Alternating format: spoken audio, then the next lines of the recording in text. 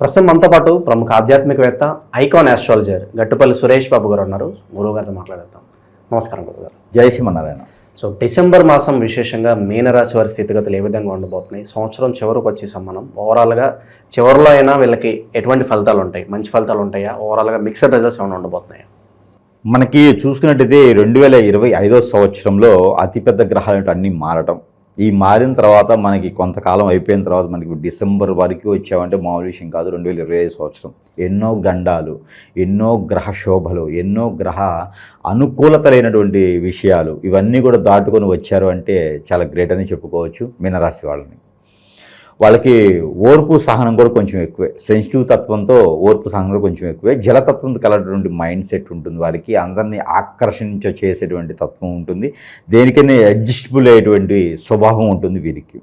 ఇలాంటి మీనరాశి వారికి డిసెంబర్ మాసం కొంచెం చేదు అనుభవాన్ని మిగిలిస్తుందని చెప్పొచ్చు. ముఖ్యంగా శని భగవానుడు వక్రం నుంచి స్ట్రైట్గా రావటం, అలానే ఈ డిసెంబర్ 5వ తారీఖున గురువు కూడా కర్కాటక నుంచి మిథునంలోకి రావటం, అలానే తులలో నుంచి రుచికలోకి ఈ యొక్క డిసెంబర్ మాసంలోనే మారేటువంటి గ్రహాలు ఉన్నాయి. శుక్రుడు, బుధుడు, దీంతోపాటు రవి భగవానుడు కూడా మారటం. ఇవన్నీ కూడా చూసినట్టయితే కనుక ఈ గ్రహ శోభ అనేది మీనరాశి వాళ్ళకైతే కొంతమేర ఇబ్బంది కలిగిస్తుంది అని చెప్పొచ్చు. అందులోనూ కుంభరాశిలో ఉన్నటువంటి రాహువు, స్వస్థానంలో ఉన్నటువంటి శని, ఇవన్నీ కూడా చూసినట్టయితే కొంతమేర ఇబ్బంది అని చెప్పొచ్చు. అయితే నా సజెషన్ అయితే డిసెంబర్ మాసంలో పెళ్లి చేసుకోకపోవటం, అంటే కొత్తగా ఏదైనా పెళ్లి చేసుకోవాలనుకున్న వాళ్ళకి పెళ్లి చేసుకోకపోవటం మంచిది. దీంతోపాటు కొంతమందికి అయితే, ముఖ్యంగా రేవతిలో పుట్టినటువంటి వారికి అయితే పితృదోషాలు కూడా బాగా కనిపిస్తున్నాయి. మరొకటి, ఈ మీనరాశిలో పుట్టి 18 నుంచి 26 సంవత్సరాల లోపు ఉన్నటువంటి ఎవరైతే ఉన్నారో వీరైతే కొంచెం ప్రయాణాల్లో కూడా జాగ్రత్త వహించుకోవాలి. ఎందుకంటే కనుక వీరికి గండాలు కూడా కొంచెం ఉన్నాయి. ఎందుకంటే బుధరిష్ట యోగం అని చెప్పేసి అని కొందరికి కనిపిస్తూ ఉంది. దాంట్లో ఈ మీనరాశి వాళ్ళకైతే కొంత కనిపిస్తూ ఉంది. అలానే 4, 6, 9వ స్థానంలో కనుక కేతు ఉన్నా, ఇది గోచార ప్రకారంగా వారు పుట్టినప్పుడు 9, 2, 3వ స్థానంలో కనుక రాహు కానీ కేతు కానీ లేదా బుధుడు కానీ ఉన్నట్టయితే వారికి యోగం కూడా వరిస్తుంది. ఈ యోగము ఒక పక్క గ్రహ దోషాలు, ఒక పక్క పితృదోషాలు, ఇవన్నీ కూడా ఎంటాడి వారికి గండాలు ఏర్పడతాయి. ఆ ప్రయాణం చేసేప్పుడు కానీ, ప్రయాణం ఒకటే కాదు, ఎవరికైనా మాట్లాడేటప్పుడు కూడా అది తగాదవుతుంది. ఏం బాబు బాగున్నావా అంటే నన్ను నువ్వు బాబు అంటావా అని కొడతారు. అంటే ఆ పరిస్థితి ఏర్పడుతుంది. కాబట్టి డిసెంబర్ మాసం మొత్తం కూడా, అంటే జనవరి 7వ తారీఖు వరకు కూడా, ఇది 2026 సంవత్సరం జనవరి 7వ తారీఖు వరకు కూడా మీనరాశి వారైతే కొంత కాదు పూర్తిగా జాగ్రత్త అనేది ఉండాలి. మరొకటి, మూలిగేనైతే తాడిగా పడింది అన్నట్టుగా మనం ఈ పరిస్థితిలో ఉన్నారు. వీరికి లేనివాడు, ఉన్నవాడు, లేకపోతే పేదవారు, దిక్కివారు, బుక్కివారు అనేది ఏమి ఉండదు. గ్రహరీత్యా బాగలేదు అంటే బాగలేదనే అర్థం. కాబట్టి ఆ రకమైనటువంటి జాగ్రత్తలు ఖచ్చితంగా తీసుకోవాలి. ఇదే ఉంది కదా అనుకుంటే మరొకటి, ఆరోగ్య సమస్యలు కూడా కొంచెం బాధిస్తున్నాయి డిసెంబర్ మాసంలో.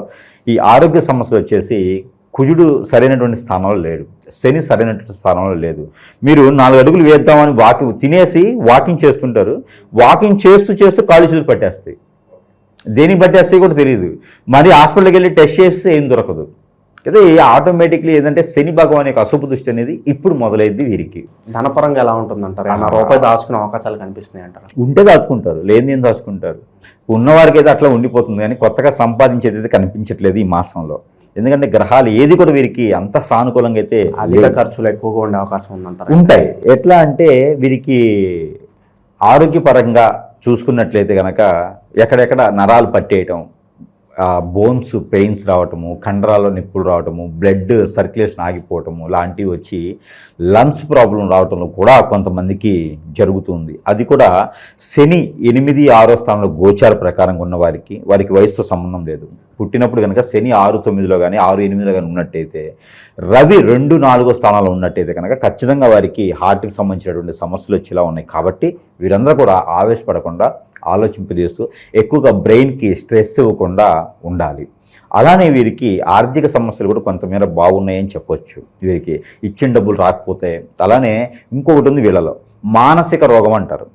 అంటే ఏదో చేద్దాం అనుకుని ఏమీ చేయలేక నిస్సహాయంగా ఉండడం ఒకటి. రెండోది అసలు ముఖ్యమైనటువంటి విషయం ఏంటంటే ఎప్పుడో ఎక్కడో గొడవలు అవుతాయి, అవన్నీ వదిలేసి వస్తారు. ఇప్పుడు ఏదైనా పార్టీ విభేదాలు, తగాదాలు, వర్గీకుల తగాదాలు ఉంటాయి కదా, అవన్నీ సమసిపోయినటువంటి కాలం ఉండి అవన్నీ కూడా ఇప్పుడు మళ్ళీ వెలుగు తీసేటువంటిది పరిస్థితి ఏర్పడుతుంది అనమాట. అంటే మూడు వచ్చినప్పుడు పాకిస్తాన్ బాంబు వేస్తారు కదా, ఆ టైపులో ఆ శత్రువుల యొక్క బలం పెరిగి మన మీదకి చుచ్చుకు వచ్చేటువంటి అవకాశాలు కూడా మెండుగా ఉన్నాయి. కాబట్టి డిసెంబర్ మాసం మొత్తం కూడా చూసినట్టయితే 2025 సంవత్సరం మొదలైన తర్వాత ఈ 11 మాసాలు వెళ్ళిపోయినటువంటి ఒక లెక్క అయితే, డిసెంబర్ మాసం నుంచి బయటికి రావడం అనేది ఒక పక్కన మంచి ఒక లెక్క అన్నమాట వీరికి. కాబట్టి ఈ డిసెంబర్ మాసంలో అత్యద్భుతంగా వీరు ఎదగాలనుకుంటే ఒక్కటే మార్గం, దేవుని ధ్యానం. ఎవరిని కదిలించకుండా, ఎవరితో మాట్లాడకుండా. మరొక విషయం, ఎఫ్ఐఆర్స్ లాంటివి కూడా వీరు ఎక్కువగా సవి చూసుకోకూడదు, జాగ్రత్తగా చూసుకోవాలి. పిల్లల్ని, పెద్దల్ని, బాధ్యతని జాగ్రత్తగా నిర్వర్తించుకోవాలి. అంతేగాని పొరుగు, ప్రఖ్యాత, హోదా, ఒలుకుబడి, నేను అది చేయకూడదు, ఇది చేయకూడదు, నేను అలా ఉండాలి, ఇలా ఉండాలని చెప్పేసి ప్రెస్టీజ్ కోసం వెళ్తే ఖచ్చితంగా పప్పులో కాలేసినట్టే. కాబట్టి ఊబిలో కాలేసినట్టే, పప్పులో కూడా కాదు, ఇక తీసుకున్నానికి కూడా రాదు, ఊబిలో కాలేసినట్టే. కాబట్టి మరొకటి ఏంటంటే సంబంధాలు కూడా పెద్ద కుదిరేలా లేవు. ఎవరైనా రాజకీయ నాయకులు కానీ, రాజకీయ రంగంలో ఉన్న వారు కానీ కొత్తగా పదవులు కావాలన్నా, ఎవరో వచ్చి నమ్మించినా కూడా మీరు నమ్మకండి. ఇప్పుడు మన మీద ఎట్లా ఉంటుందంటే, మనకు ఆల్రెడీ అష్టదిబ్బందన అయిపోయేసి మనకి ఏం అర్థం కావట్లేదు. అలాంటి సందర్భంలో వేరేవాడు ఎవడో వచ్చేసి నేనేదో మీకు న్యాయం చేస్తా, మీకు ఒప్పిస్తా, నొప్పిస్తా అంటే ఎట్లాంటి నమ్ముతారు? అలాంటి ఏం చేయకూడదు.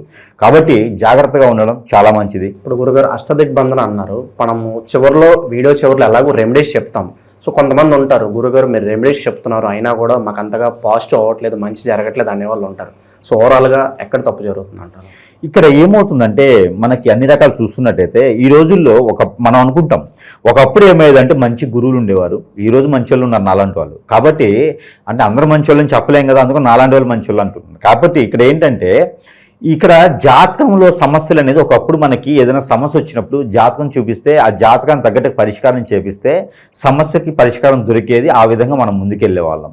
ఈ రోజుల్లో ఏమవుతుందంటే అప్పట్లో కోపాలు కోట్లా వచ్చినా కూడా ఎదురుగా వచ్చి మాట్లాడుకుని వెళ్ళిపోయేవారు. ఈరోజు అలా లేదండి.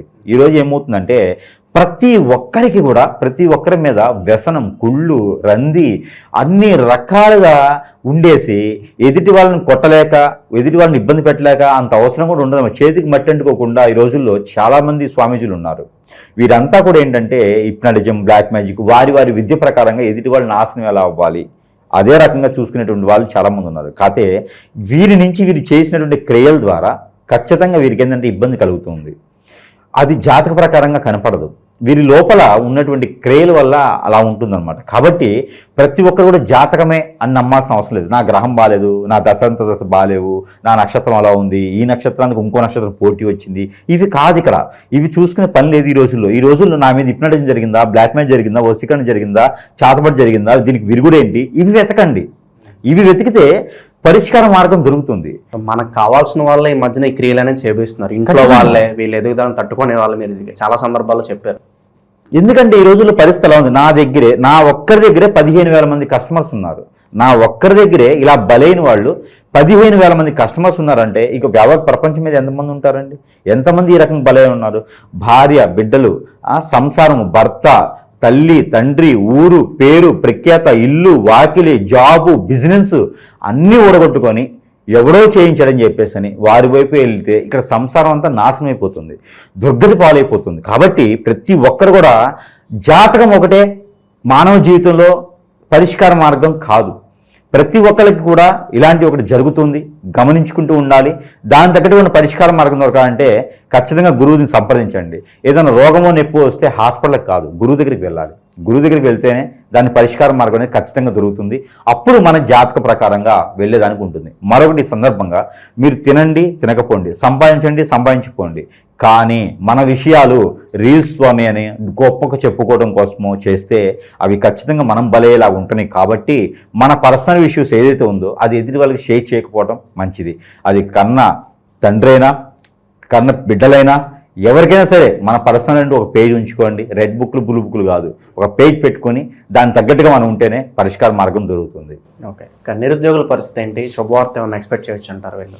లేదండి, నిరుద్యోగులు ఎవరైనా ఉంటే కూడా అలా ఉండిపోవడం మంచిది. ఎందుకంటే ఎవరో ఒకళ్ళు వచ్చి నమ్మించి డబ్బులు తీసుకొని జాబులు లేకుండా తిప్పించేటువంటి పరిస్థితి ఏర్పడుతుంది. కాబట్టి వీరు స్వయంగా ప్రయత్నం చేస్తే రానున్నటువంటి సంవత్సరం 2026 జనవరి 7వ తారీఖు తర్వాత అయితే మంచి జాబులు వచ్చేదైతే కనిపిస్తుంది మీనరాశి వారికి. జనవరి 7వ తారీఖు వరకు అయితే ఇది 2026 సంవత్సరం జనవరి 7వ తారీఖు వరకు అయితే కొంతమేర జాగ్రత్తగా ఉండడం చాలా మంచిది. గురుగారు, ఇక చివరగా వ్యాపారస్తుల పరిస్థితి ఏంటి? ఈ టైంలో ఇన్వెస్ట్మెంట్స్కి దూరంగా ఉంటేనే బెటర్ అంటారా? అలాగే ఉద్యోగస్తుల పరిస్థితి ఏంటి? వాళ్ళు పడిన కష్టానికి ప్రతిఫలం ఉంటుందంటారా? ఇప్పుడు మీనరాశి వాళ్ళు మనం గమనించినట్టయితే కనుక కొత్తగా వ్యాపారాలు చేసేదానికి అయితే బాగలేదు. ఎవరైనా వచ్చి నమ్మించి చేస్తే కనుక అది మోసం. కాబట్టి నమ్మకూడదు. ఎంత నమ్మకంగా ఉండేనా మన దరిద్రం బాగాలేకపోతే మోసపోతాం. కాబట్టి నమ్మడానికి లేదు. ఇక జాబులు అయితే ఉన్న జాబ్ చేసుకుంటూ పోవాలి, కానీ కొత్త జాబులకి అయితే చూడొద్దు. ఎవరిని నమ్మొద్దు, నమ్మి డబ్బులు పెట్టొద్దు. బ్యాక్ డోర్ ద్వారా ఫ్రంట్ డోర్ ద్వారానే మనం పై డోర్ వెళ్ళిపోతాం. కాబట్టి చేయకూడదు. ఇంకా పోతే మూడోది, ఇక జాబ్ విషయంలో అయితే చాయిస్ లేదు. బిజినెస్ విషయంలో ఏదైనా కొత్తగా చేసేటప్పుడు బిజినెస్లో అయితే పోస్ట్పోన్ చేసుకోవడం మంచిది. ఎప్పుడు నెక్స్ట్ ఇయర్ 2026 సంవత్సరం ఫిబ్రవరి వరకు కూడా కొత్త బిజినెస్లు అన్నట్టు పెట్టకూడదు, వెళ్ళకూడదు. ఆలోచన వెళ్తుంది కానీ సక్సెస్ అవ్వదు. పార్ట్నర్షిప్ వ్యాపారాలైనా పనికిరావు. కాకపోతే ఉన్న వ్యాపారాలు ఏమైనా ఉంటే అవి ఉన్నట్టుగా కొనసాగించుకుంటే బాగుంటుంది తప్పితే కొత్తగా వెళ్ళడానికి అయితే లేదు. కుటుంబ పరంగా, ప్రేమ అనురాగాల పరంగా ఎలా ఉంటుంది? ఓవరాల్గా కుటుంబంలో లవ్ అండ్ ఎఫెక్షన్స్ పరంగా ఎలా ఉంటుంది అంటారు? అది ఒక్కటేది వీరు అదృష్టం అని చెప్పొచ్చండి. ఎందుకంటే గురువు మంచి స్థానంలో లేకపోయినప్పటికీ కూడా శుక్రుడు మారడంతో వీరికి భార్యాభర్తల మధ్యన అన్యోన్యత పెరుగుతుంది. అలానే పిల్లలకి పెద్దల మధ్యన గౌరవ మర్యాదలు బాగుంటాయి. అందరూ కూడా వీరు పడేటువంటి కష్టాలకి, వీరు పడేటువంటి బాధలకి, వీరు పడేటువంటి స్ట్రెస్కి అందరూ కూడా చేదోడు వాదోడుగా వచ్చేసి సహాయం చేస్తారు. కాబట్టి అదొక్కటి మాత్రం డిసెంబర్ వీరి అదృష్టం అని చెప్పుకోవచ్చు. ఇక ఎటువంటి పరిహారాలు చేసుకుంటే బాగుంటుందంట? విశేషంగా కాస్త ఇబ్బందికర పరిస్థితులు అయితే కనిపిస్తున్నాయి. సో మరి దేనికి ఎట్లాంటి పరిహారాలు చెప్తారు? పరిహారాలు అంటే దేవుని ధ్యానం అయితే చాలా ముఖ్యమైనటువంటిది. కాబట్టి ఏదైనా దీక్ష తీసుకుంటే చాలా మంచిది. ఏదైనా స్వామివారి దీక్ష తీసుకుంటే, ఎలానో డిసెంబర్ మాసం అన్నాం కాబట్టి డిసెంబర్ మొత్తం కూడా దీక్ష తీసుకున్నట్టయితే కొన్ని రకాల విపక్తులు కానీ శక్తులు కానీ చెడు శక్తులు మన మీద రాకుండా ఉండేందుకు దేవుని ధ్యానంలో వెళ్ళిపోతాం. కొన్ని రకాల కర్మలు కూడా తీరిపోతాయి. ఇది నా మంచి సజెషన్ ఏంటంటే వీళ్ళకి, మీనరాశి వాళ్ళకి అవకాశం ఉంటే, ఆరోగ్యం సహకరిస్తే దీక్ష తీసుకోండి. లేదంటే కనుక ప్రతినిత్యం కూడా గాయత్రి మంత్రం వినడం, దత్తాత్రేయ స్వామివారి పఠనం చేయటం, దత్తాత్రేయ స్వామివారి మంత్రం పఠనం చేయటం, వినడం లాంటివి చేసుకుంటే చాలా మంచిది. అలానే వీరికి అటుకులు, బెల్లము, పాలు కలిపినటువంటి నైవేద్యం కృష్ణుడికి కానీ రాముడికి కానీ అలానే వైష్ణవుకి సంబంధించినటువంటి అవతారాలు ఎన్నున్నా వారికి నైవేద్యం పెట్టినట్టయితే కనుక శనివారం లేదా మంగళవారం పెట్టినట్టయితే వీరికి ఉన్నటువంటి సమస్యలు కొంతమేర అయితే తొలగిపోతాయి. ఎందుకు అంటే మీనరాశి వాళ్ళకి ఈ యొక్క డిసెంబర్ మాసంలో మత్స్య అవతారానికి క్షీణం వస్తుంది అనమాట. ఈ క్షీణం వచ్చినటువంటి సమయం కాబట్టి ఈ డిసెంబర్ మాసంలో దేవాతి దేవుడు కూడా వీళ్ళకి చూడరు అనమాట. అసలు మీనరాశి ఉందా అని గుర్తించలేరు. కాబట్టి కుచేరుడు అంతటి వాడే కృష్ణుడికి అటుకులు ఇచ్చి బాగుపడ్డారు. కాబట్టి వీరు అదే శాతంగా భగవంతునికి మా ఆత్మ సంతృప్తిగా చెందేందుకు అటుకుల నైవేద్యం పెట్టినట్టయితే కొంతమేర వీరికి ఉన్నటువంటి ఆపద నుంచి తొలగొచ్చు. ఆ అటుకుల్లోనే తేనె కూడా వేసి పెట్టవచ్చు. అలా చేస్తే కొంతమేర వీరికి ఇబ్బందులు తొలగిపోతాయి. అలానే మనకి గ్రహాలు సానుకూలంగా ఉండేందుకు వీరికి ఒక నెంబర్ కూడా పఠనం చేసుకోవచ్చు. అలానే 776842 అనే ఈ నెంబర్ని కూడా పఠనం చేయొచ్చు. ప్రతిరోజు కూడా ఏదైనా డ్రై ఫ్రూట్ చేతిలో పెట్టుకొని నెంబర్ని పఠనం చేయొచ్చు. ఇది వచ్చేసి 155 సార్లు 155 టైమ్స్ పఠనం చేసుకుంటే కనుక అన్ని రకాలు బాగుంటుంది. దానితో పాటు ఇంకా గురుగారు మరి ఇన్ని రకాల ఇబ్బందులు ఉన్నాయి కదా, మరి మాకు సంబంధించి మీ దగ్గర ఏమైనా ఉన్నాయంటే అందరికీ తెలిసిన విషయమే. మన వద్ద రెమెడీ చేసి దానికి మంత్రోచ్చారణ నింపేసి అన్ని రకాల రుమ్మతులకు కూడా భార్యాభర్తలు దూరమైనప్పటికీ కూడా వాళ్ళని కలిపేటువంటి ప్రయత్నంలో కొన్ని రకాలు చేసడం జరుగుతూ ఉంది.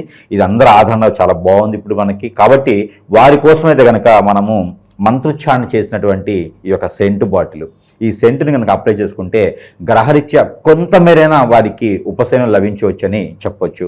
ఆర్థికపరమైనటువంటి ఇబ్బందుల గురించి వీళ్ళకి తీసుకోవచ్చు. దాంతోపాటు సాంబ్రాణి, ఇంట్లో ఏదన్నా అష్టదిబ్బంది చేసినా, ఎవరైనా హిప్నటిజం బ్లాక్ మ్యాజిక్ ఇంట్లో చేసినా కూడా ఆ నెగిటివిటీ పోయేదానికి ఈ సాంబ్రాణి ధూపం సాయం సంధి వేళలో వేసుకోవాలి. వేసుకున్నట్టయితే అన్ని రకాల రుమ్మతులు కూడా వారికి కొంతమేర ఉపశమనం లభిస్తుంది. ఇక అన్ని రకాల ఇబ్బందులు తొలగేందుకు అష్టదిబ్బందన ముడుపు, ఇందులో సర్వము ఉంటాయి. మనకి నెగిటివిటీ ఏదైతే ఉందో అది పోయేందుకు ఏమేం కావాలో అవన్నీ లభిస్తాయి ఇందులో. ఇలాంటి అష్టదిబ్బందన ముడుపు మన ఇంట్లో గుమ్మాన్ని కట్టుకున్నా, ఇంట్లో భూమిలో పెట్టుకున్నా, ఇలాగ చేసుకున్నట్టయితే ఇంట్లో దేవుని వద్ద పెట్టినా కూడా అన్ని రకాల రుమ్మతులకి కొంతమేర ఉపశమనం అయితే లభ్యపడుతుంది. కాబట్టి ఈ విధమైనటువంటి సదవకాశాన్ని వినియోగించుకొని మన ప్రేక్షకులందరూ కూడా అందరూ అదృష్టవంతులని కోరుకుంటా ఉన్నాను. అలానే మనకి ఏమవుతుందంటే మీనరాశి ఒకటేనే కాదు, ఇప్పుడు ఉన్న పరిస్థితులు ఏంటంటే రాసుల వారికి సంబంధం లేదు, అమ్మాయి అబ్బాయి అయితే చాలు ఈ రకమైనటువంటి సమస్యలు కుటుంబాల్లో, ఫ్యామిలీల్లో, జీవితాల్లో నిప్పులు పోసేసి వారు ఏమైనా బాగుపడుస్తారా అంటే అలా కూడా లేదు. తీసుకెళ్ళిపోయేసి వాళ్ళ అవసరం తీరిన తర్వాత రోడ్డు మీద పడేస్తూ ఉన్నారు, ఏదో ఒక టిష్యూ పేపర్ లాగా. కాబట్టి జీవితం అంటే చాలా గొప్పది. దీన్ని సరైనటువంటి మార్గం, సరైనటువంటి సమయంలో ఎంచుకోకపోతే జీవితం నాశనం అనే పదానికన్నా ఇంకేదన్నా ఉంటే కూడా అది వాడొచ్చు. అలాంటి జీవితాలు పాడు చేసుకోకుండా ఏదైనా సమస్య ఉంది, నిజంగా ఉంది అంటే కనుక ఖచ్చితంగా సమీపంలో ఉన్నటువంటి గురువునా లేదా నాలాంటి వారిని నన్నైనా సంప్రదిస్తే వారికి పరిష్కార మార్గం అనేది చూపించబడుతుంది. ఈ రోజుల్లో ఎదుటి వ్యక్తినే కాదు, మన షాడును కూడా మనం నమ్ముకోలేని పరిస్థితుంది. కాబట్టి ఆ విధమైనటువంటి క్రయ ప్రక్రియలు చేసుకున్నట్టయితే అన్ని రకాలుగా ఇబ్బందుల నుంచి వైదొలిగేసి మనం కూడా 10 మందిలో ఒకరిగా ఉండేలా ఉంటుంది. కాబట్టి జీవితం కొనసాగించవచ్చు. ఆ విధంగా ప్రయత్నం అయితే చేయాలి. ఓవరాల్గా మీనరాశి వారి పరిస్థితి డిసెంబర్ మాసం ఏ విధంగా ఉండబోతుందో చాలా బాగా వివరించారు. ధన్యవాదాలు సార్.